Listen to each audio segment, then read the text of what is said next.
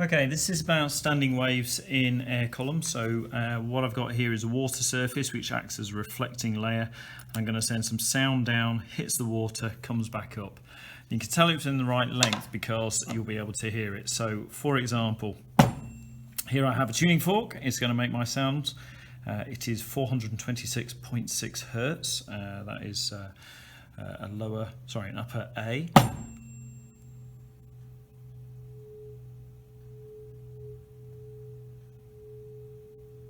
So that's just the right length to actually make that fit. And if I measure that length, then what I will get down to reflective surface is 18.5 centimeters.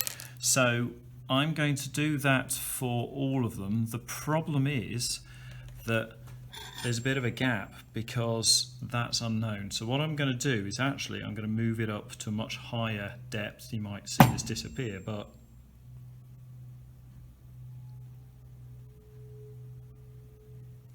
so again, somewhere around about there.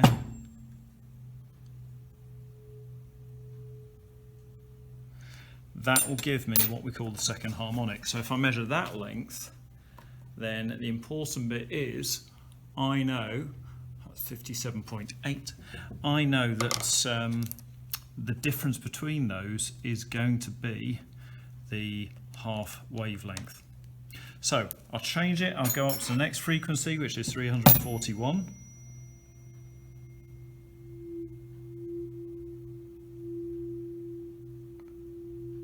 And straight away you can see that it's got a different length from before. So much higher. This one's 23.6. And if I go up again to second harmonic, so add on half a wavelength.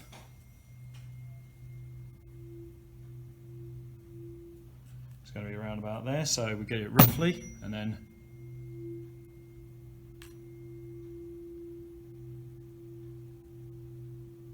there we go. So for that one, height gives us 74.8. So quite a big difference there, 74.8. And we'll try 320. We might find the last one, which I was going to do middle C, is actually just too far up. So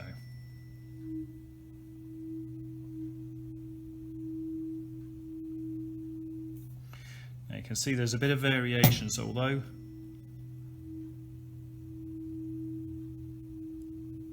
I'm measuring to the nearest millimetre, you know, again, there's a bit of judgment in there. So 25.8. Okay, it's a little bit longer, so I'm going to guess that this immediately puts us about 77-ish. So I'm going to get it roughly in the right place, and then I can play around with that.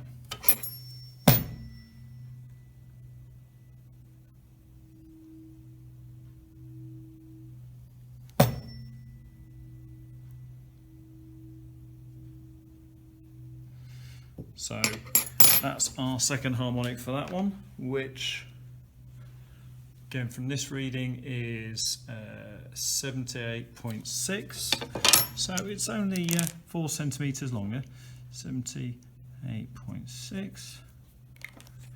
And if I can try it, let's try and get the 256. Let's see if it'll work.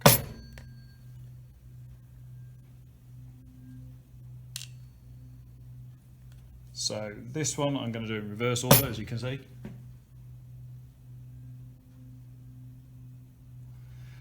That's its second harmonic, so we'll do that one first. And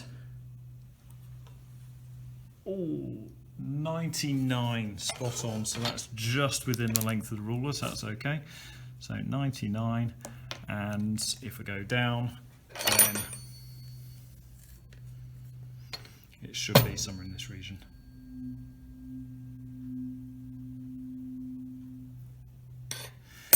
Okay, so that's our last height. So we've got 4 different readings, and that's going to give me 32.6. So those are all of the readings that we've got there. Okay. What I want you to do, if you've got the frequency, those are a half wavelength difference, so you can find the wavelength. From those, you've got frequency and wavelength, you can get the speed of sound in air. And they should, of course, all be different notes, but same speed. So once you've got the speed, you can average them, and you can see also which ones are less likely to be accurate. So do higher frequencies work better, like the A, or do the lower frequencies work better? I think you'll find the top one.